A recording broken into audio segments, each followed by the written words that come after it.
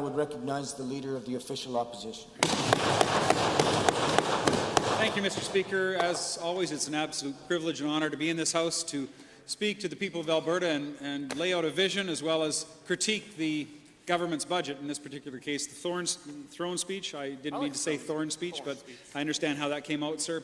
But with respect, it was only 2 years ago that I had an opportunity to see, for instance, our health care in action. And Mr. Speaker, I sat beside my son for 4 or 5 months while I watched him die, and it was a tragedy. But what I really saw was a health system that failed my family, failed my son, and failed an amazing amount of people in Alberta. And since the time that I've had the privilege of being the Leader of the Official Opposition, I've traveled the province. I don't stay here in Edmonton under the dome too long, Mr. Speaker, because you get what is called dome disease. And that's when you don't understand what the people of Alberta are truly looking for. And the people of Alberta have told me, when I've traveled the province and I've spoke to them in many dozens and dozens of town halls and spoke to literally thousands of people just in the last 6 weeks and in the previous 2 years, they've all told me many stories, many examples about how the healthcare system has failed them. And Mr. Speaker, I had an opportunity to see seniors in my own community that had been promised over 3 times from 3 different premiers a seniors long-term care facility. And over a 10-year period, those promises were broken time and time again. That's why I got back into politics, Mr. Speaker, because politics is important.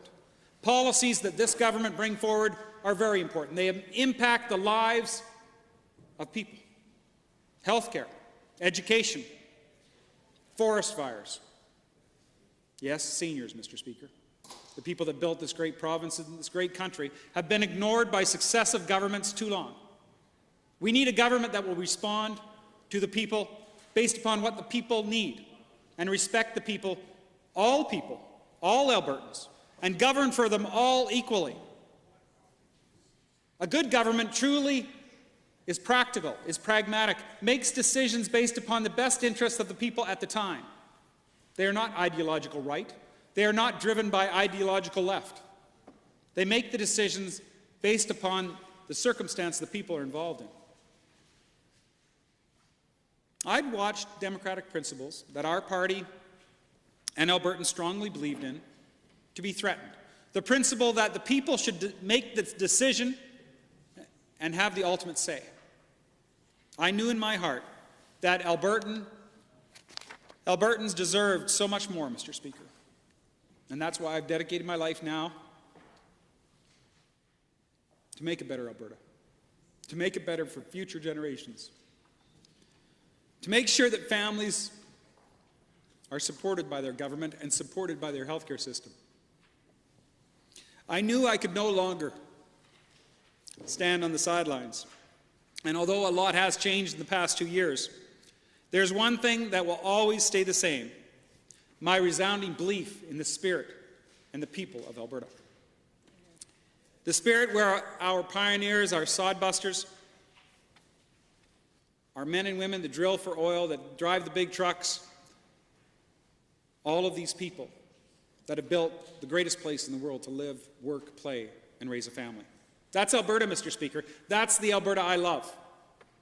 But I have seen some of it being dismantled, and I am concerned. In fact, Mr. Speaker, I saw what I would say just about a year ago, one of the most significant times in my life, as I saw the people of Fort McMurray flee their home to run into the open arms of other Albertans. It was a moment of significant pride for me to see the firefighters, the emergency workers, the RCMP personnel that were not just saving lives, but saving homes and property at their own risk. I do serve a caucus, Mr. Speaker, that is a proud caucus, one that works extremely hard, that is focused on the principles of making sure all Albertans are served equally. I believe I work right now, Mr. Speaker, in a caucus where some of the best values, some of the best things of who we are as Albertans is truly found.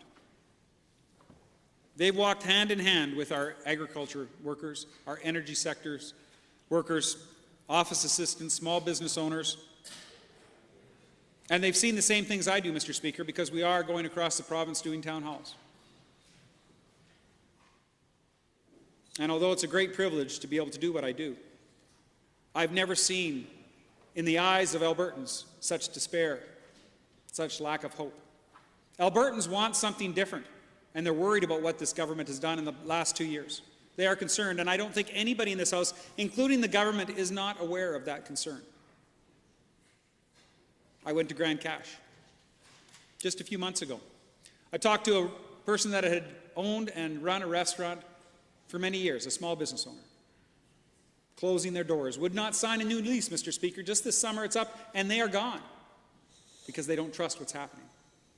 I had a couple come to me that had just moved out of their home, Mr. Speaker, into their car. They were living in their car in Alberta, the promised land, Mr. Speaker, living in their car because they were kicked out of their house and they couldn't afford it. Had not had a job now, I believe, for about 10 months. It's very concerning, Mr. Speaker, and I think the largest concern is that what this budget is doing, what the throne speech is doing, is throwing the problems onto future generations. That's what I'm concerned about. We're spending more money than we've ever spent. Bigger deficits, bigger debt. Somebody has to pay that, Mr. Speaker. It's not going to be these people, and likely won't be us, because we won't be able to pay it off, but we will pay for it, because it's going to take far too long. And the longer you travel down that road of debt and deficit and borrowing money, the longer it takes to get back the other direction. And, Mr. Speaker, I think we have to reach up as a group, as all MLAs in this place, especially the government, and recognize that if we don't turn around and go in a different direction, there is going to be more significant pain, more Albertans that move into their cars, more small businesses that don't renew their leases. I see people without hope who are desperate for a brighter future. They're resigned and frustrated. And I don't blame them, because they've seen very little help out of this government. Now, I've heard platitudes, and I've heard things and plans and suggestions. In fact, we had a job plan that came up with one job. After 9 months, the minister's job. That was the only job it created, Mr. Speaker, although it cost a lot of money. And that's why we can't get this wrong, Mr. Speaker. We've got to get it right. And that's why I truly don't understand why the government doesn't reach out to the opposition and say, how can we do it better for all Albertans? Agreed. How can we work together to create a better budget? Let's not have any more unemployed Albertans. We've already had 100,000 unemployed Albertans in just 16 months. We say by conservative estimates that there's 200,000 Albertans unemployed right now today, and very few of them, well, about 100,000 of them, can only get unemployment insurance. Mr. Speaker, 65,000 jobs in the last year, over 20,000 in January alone that were lost. I'm concerned because we don't seem to be doing anything or learning anything from our mistakes. And I'm sorry, Mr. Speaker, it was 45,000 full-time jobs lost since last year. And you know, this carbon tax is troubling me as well. We have a carbon tax that is, by all estimates, is going to be costing families in Alberta at least $1,000 out of their pocket. Well, the rubber stamping of Ottawa's carbon tax is now bringing that number up to $2,500 per family. That's going to come out of our pockets, every Alberta family's pockets, Mr. Speaker, out of the money they currently earn. They aren't going to have the money, that $2,500, to pay for their priorities, to take their children to sports or drama classes or ballet. The things and the priorities they want to spend on their children are no more, because this government has taken $2,500 out of their pockets per year and are going to pay it on projects that we don't know much about. A small portion is going for these green infrastructure projects or green projects, but the truth is, Mr. Speaker, very small portion compared to the large part that's coming out of the Albertans' pockets. I did hear the Economic Development Minister stand up in the House yesterday, and he said that he has the back, and I quote, of the coal workers across the province. Now, Mr. Speaker, these coal workers, they drive trucks, They do. You know, whether you go on Highway 63, 55, Highway 40, 881, or anywhere across the province, you can't ride bikes on those highways, Mr. Speaker. I would say there's very few coal plants that you can ride a bike from your house to. In fact, very few Albertans outside of the major urban centres and some of the mid-sized centres are able to use bikes because of the infrastructure involved, and also because they live and work so far from each other. We have large distances to travel in Alberta, especially in rural Alberta. That means for rural Albertans, this carbon tax is going to cost a lot more. We don't have those opportunities that other places do have, although we do have a great quality of life. And these Albertans, they pay for their own gas. And with gas prices going up, Mr. Speaker, it's going to mean even less money in their pockets. And now the NDP have made everything more expensive. Whether it's food in your grocery store that's going to be more expensive because they had to pay more to get it shipped in, Mr. Speaker, or more for construction, for farming, for ranching, for industry, all of these will be more expensive. And Albertans ultimately pay the bill. Now, I've heard them talk about big industry. Oh, big industry is going to pay some of that, or these guys are going to pay some of that, or it's going to be, you know, it's going to be revenue neutral. Well, it's not. The $3 billion, the $5 billion, whatever billion dollars they want to make it, will come out of Albertans' pockets. And, Mr. Speaker, those Albertans don't make the money these folks do. Maybe they should try to take some of that, their money, and understand how the rest of the people live in Alberta. How they live week to week, paycheck to paycheck, month to month. And we do have one of the largest consumer debts in North America as well, Mr. Speaker. So as interest rates become higher, as these expenses, as all of these different policies come into play, whether it's the accelerated shutdown of coal, whether it's the carbon tax and the increase, the doubling of the carbon tax in just a short period of time,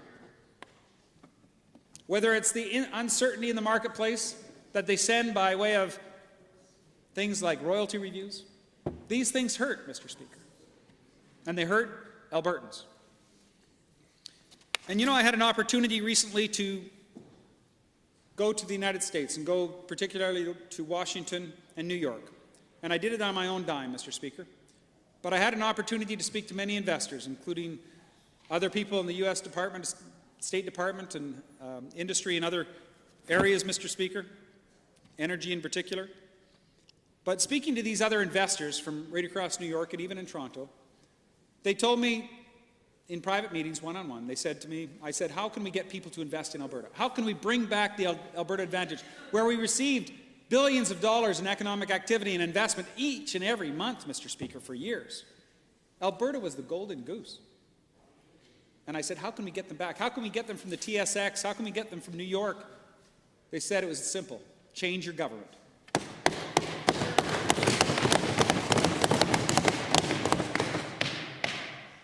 They said that to me, Mr. Speaker. You see, most Albertans and most Canadians and the people in the investment community are smart. They know that we sit on the third largest oil reserve in the world here. 1.9 trillion barrels of oil, Mr. Speaker, and we know where it is. All we have to do is manage it properly as a resource that belongs to the people. It doesn't belong to these people. It belongs to the people of Alberta. These people have a fiduciary obligation to manage it properly. That's why they're capped. But what did they do? They capped it, Mr. Speaker. It was already oversubscribed, over 100 megatons, and they capped it. They broke more contracts. That's not the signal you send to the investment community. Without the investment community investing in Alberta, we don't have businesses. It would have been just as well for the Premier to have stood up outside the legislature here on the front steps with a big sign that read, Alberta is closed for business. That's right. Because that's exactly what they've been doing. And, Mr. Speaker, it's not helpful. Because those businesses, those investors that come into Alberta that create jobs are the ones that ultimately will create employment for Albertans. Because it's not government. We've seen what they've done. Their Make a Job plan created one job, and that was for the minister. One job. One job, Mr. Speaker. That's ridiculous. And it took them 8 to 9 months to figure out that it wasn't working. They could have just come across the floor and asked. I would have told them that's not going to work. I've been in business for years, Mr. Speaker, many different kinds of businesses. And I can tell you one thing I don't do. I don't rely on the government for handouts because they don't work. Creating an environment of low taxation, low regulation, removing red tape, cutting taxes, individual taxes, so people have more money in their pockets so they'll take that money out and spend it. That's what we need. We need a government that understands that their philosophy by increasing taxes is only hurting the people of Alberta. All these pet projects, Mr. Speaker, and I don't even want to get on the free light bulb situation, but let's talk about that just for a moment. We have this government that's focused on free light bulbs, installed by a company from Ontario. That's creating employment, Mr. Speaker. And what's happening? We have 100,000 Albertans that are seeking unemployment insurance. I would say at least 50,000, Mr. Speaker, a conservative estimate, 50,000 that can't get employment benefits anymore.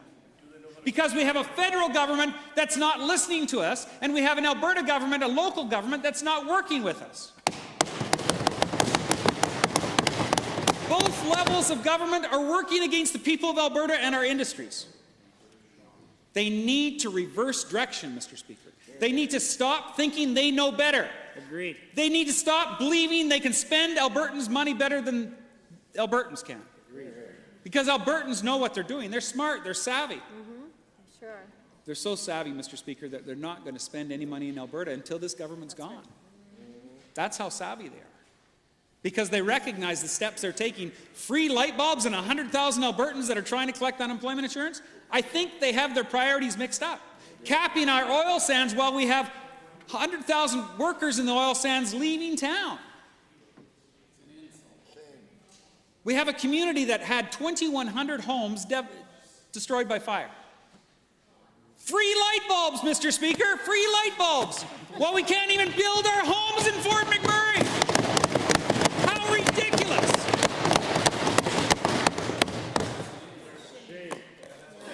And what do they say, Mr. Speaker? They call us the embarrassing cousins on the international stage. Right. And it wasn't one of their backbenchers, it was their premier, Mr. Speaker. Pulling us out of the Their dark. leader. That tells you what their attitude is. Or better yet, that we're in the dark ages right. before they came to government. Well, Mr. Speaker, the way they're going with our industries, especially our oil and gas industry, the only thing left will be to burn wood in the dark ages.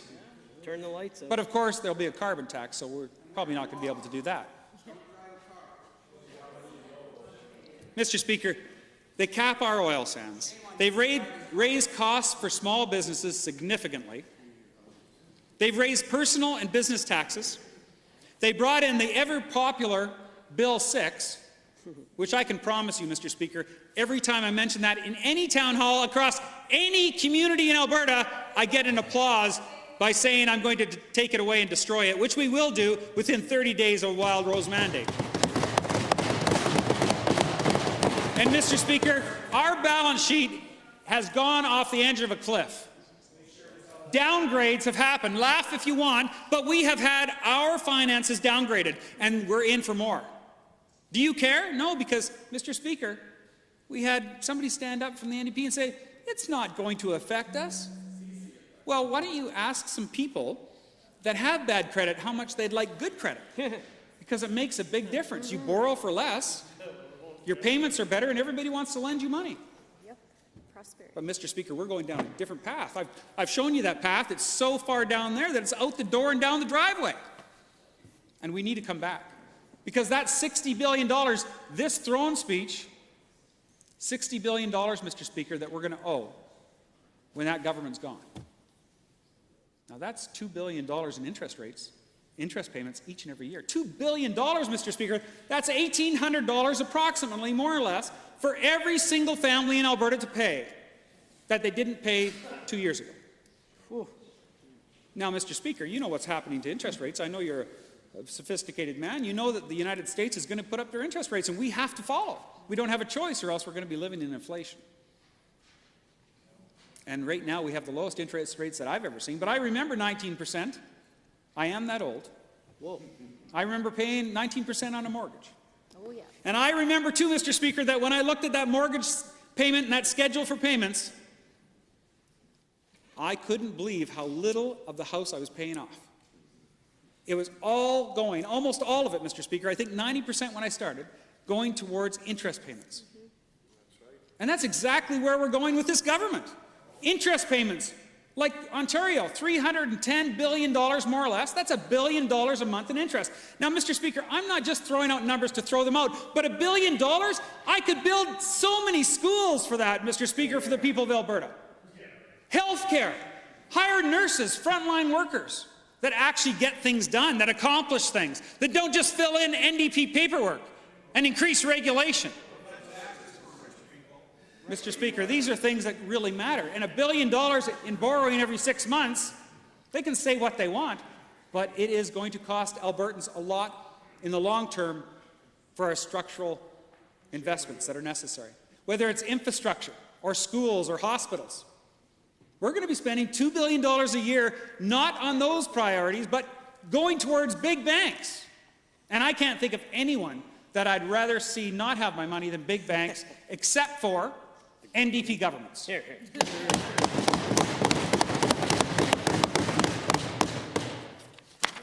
Mr. Speaker, I'm not going to take much more time, but I would like to say this to you. Compare free light bulbs with what's going on in Medicine Hat or Calgary, where we have 30% of the buildings downtown vacant today, and 2 years ago they were full, or 200,000 Albertans that are unemployed. I don't think they care about free light bulbs, Mr. Speaker. And they certainly don't want any Ontario companies sending people into their home to install them. Agreed. And I think that goes for shower heads and thermostats. I think right now this government should take a very serious look at what they're doing, what they've done, and start talking to the other members in this place and consult properly with us. Because we are so far down that road, Mr. Speaker, that it's going to take my great-grandchildren to get us anywhere back to where we are today, even. And I believe that under a vision of a Wild Rose government, that we can be number one in health care again, that we can restore outcomes and make sure we work with a great bureaucracy and public servants that care about their work and care about their job and don't just care about a paycheck. Because our public servants are the best in the world, but they're operating in a system that will not work. It cannot work, Mr. Speaker. Not when you have one manager for every 5 employees. That's called paperwork, Mr. Speaker. And they do paperwork to accomplish more paperwork that don't worry about outcomes. I've seen it. It's terrible. And I did hear some belly aching from the other side. They're right. It's not the worst case in Alberta. That's AHS. So Alberta Health Services is not the worst. The worst is the government itself, who has 3 workers for every 1 manager. Yes, Mr. Speaker, 3 workers for every 1 manager. And I'm not even going to tell you how much they get paid on average, because you are going to get so upset you'll jump out of your chair. But, Mr. Speaker, all we're suggesting, and all we've ever suggested, is let's not cut. Let's just freeze. Let's freeze wages and freeze hiring. Let's look at 2 cents out of every single dollar. We proposed 2 cents out of every dollar. They weren't interested in it. We proposed $2 billion in savings just over a year ago. 10 ideas on how to not destroy 1 job in Alberta, but how to lessen our bill by $2 billion. They ignored every single one of those suggestions except one, which was a reduction in the small business tax. Thank you for that. 1 thing out of 10, Mr. Speaker, they could do better by just listening to us on this side. We came forward with a 12-step jobs action plan. Not one of those things was taken, Mr. Speaker. And I would say that we had pretty good foresight, because since we came forward with that plan, we've had 60 or 70,000 people lose their jobs. Full-time jobs, Mr. Speaker. Not part-time jobs, full-time jobs. These are jobs where people go out to work and bring back the bacon to support their family. Not now, Mr. Speaker. You wonder why so many people are at home and depressed. It's because they don't see any hope from this government whatsoever, because this government is not going out and listening to them. They are going out and telling them. Bill 6 was no different. The carbon tax, well, I think we clearly see where Albertans are in that. And free light bulbs, Mr. Speaker, these people are so out of touch, they might as well go govern in Ontario. I think they'd be more at home there. Now, Mr. Speaker, I'm not going to take a lot of time, but I do want to just ask what we get for all of these extra spending that we do. And as I've mentioned many times in this place before, we spend about $2,700 per man, woman, and child in Alberta, more than British Columbia. We spend between $8 and $10 billion more every year than BC does when you adjust for population. Same population. 8 to 10 billion, Mr. Speaker. We're on just over a $52 billion budget. That's a lot of money.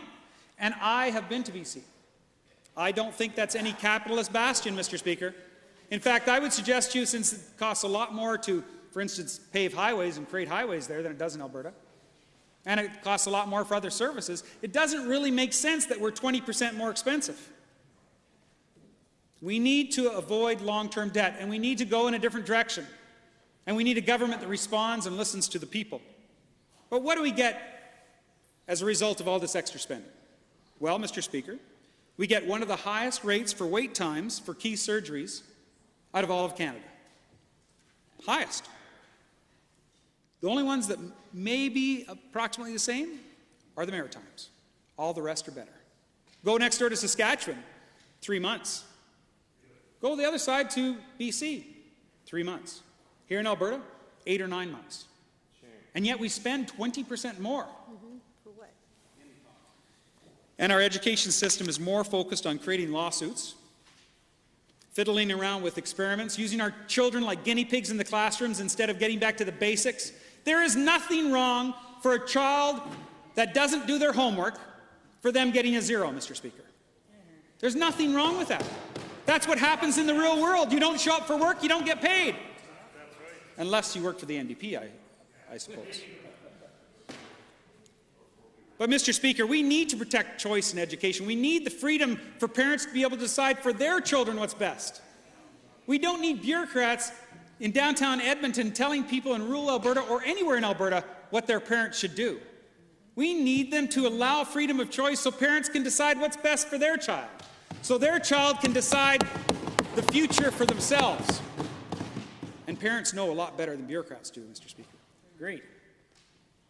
And you know, it was not very long ago. In fact, when I went to school, okay, that was a long time ago. But we were #1 in the world, Mr. Speaker, in education. I think most of the people here received that education. #1 in the world. And today, Mr. Speaker, we're not even in the top 5. Quebec has a better education system than we give our own children. And we spend a lot more on our education than they do. And the justice file, Mr. Speaker, well, I don't want to get too started on this, but do you know that the courts, as a result of a court decision, because of a backlog in our Crown prosecutors, and this government not giving enough resources to our Crown prosecutors and our justice system, that's exactly why, Mr. Speaker, a murderer was let go just a little while ago. 2 sexual assault accused were let go because they couldn't get to trial because there wasn't enough resources. Not enough Crown prosecutors or judges or resources generally. And now we find out, just a little while ago, Mr. Speaker, that there's been 200 cases in Alberta that have suffered the same fate. In fact, many people were let go of impaired operation, Mr. Speaker, DUI charges. Those people, they didn't even get a slap on the wrist. They were let out without a trial because of lack of resources. And they're back on the streets, Mr. Speaker, along with many violent criminals that should go to jail and should stay in jail. And that's because, Mr. Speaker, this NDP government is not taking our justice system seriously. Agreed. Communities feel less safe. Crime is rising across the province, even violent crime. And we get a great idea from the NDP. Let's give out free light bulbs. While the justice system is being starved. While the healthcare system is a broken system that doesn't work. And while our teachers are not giving the resources and the tools to teach our children and make them #1 in the world. And Mr. Speaker, they can laugh all they want, but the truth is, they know it. They hear it, whenever they leave the Dome. I don't think they do that very often. But, Mr. Speaker, I can assure you I do. And when I get a chance to travel the province and to talk to people, I'm astonished by how they feel about this government and the lack of representation they feel they're getting from them. We need a government, Madam Speaker, that doesn't bring in new taxes without a mandate from the people. Wouldn't that be interesting if the people actually got to vote on the ability to bring in a new tax? And you know, Mr. Speaker, Madam Speaker, that this carbon tax is just a 3% PST in disguise. And they know it. Albertans know it. And it's not helping. Increasing taxes is taking money out of people's pockets and is starving businesses. A government that recognizes that money in the pockets of Albertans is better than in the hands of bureaucrats is what a Wildrose government would do. Agreed. A government that believes in the unbridled potential of our province, and a government that works relentlessly for the people of Alberta on their priorities. Because I do believe that Alberta can come back to a place of unparalleled greatness. We want to lead a government that doesn't just tolerate poverty, Madam Speaker, but champions opportunity and tries to eliminate it. I want to fix the healthcare system so that no other children, no other grandchildren, no brothers or sisters die as a result of negligence. I want to make sure no other family ever experiences what we did. I want to make sure that when Albertans go to the hospital, they're not seen as simply a number, as a statistic. They're seen as a family member, as somebody that matters. And matters to fix, not just to treat. It's not about just showing up and finding a comfortable bed. It's about showing up and getting better. That's what our healthcare system's missing. I do want our education system to be the best in the world, just like our healthcare system, and there's no excuse. We have every natural advantage, including the people, including natural resources, including space. The Alberta advantage. I've, over the last year, decided what I believe the Alberta advantage was. And I said was, because it's no more. The Alberta advantage was where everybody in the world wanted to live in Alberta, wanted to raise their children in Alberta, and wanted to work here. The opportunity to move to Alberta meant so much more to people than it does today. I believe with this vision, with the vision of what I'm proposing, it will lead to the greatest job creation that this province has ever seen. The opportunity for people to be able to take their lives back, to be able to find a job in the pursuit they want, and to be able to be educated in that pursuit. And for us to be able to have long-term sustainable investment from our government in those core services that are so important to the people of Alberta. Because no one in this House believes those core services are not important. Nobody wants to destroy our healthcare system or our education system. Nobody. We just believe that there's different ways to get to the sustainability of it. And the path down out that door and down that lane, Madam Speaker, is a path that is going so far away from where we are right now that it is threatening significantly our ability to provide those core services. Because sooner or later, banks will not lend us any more money.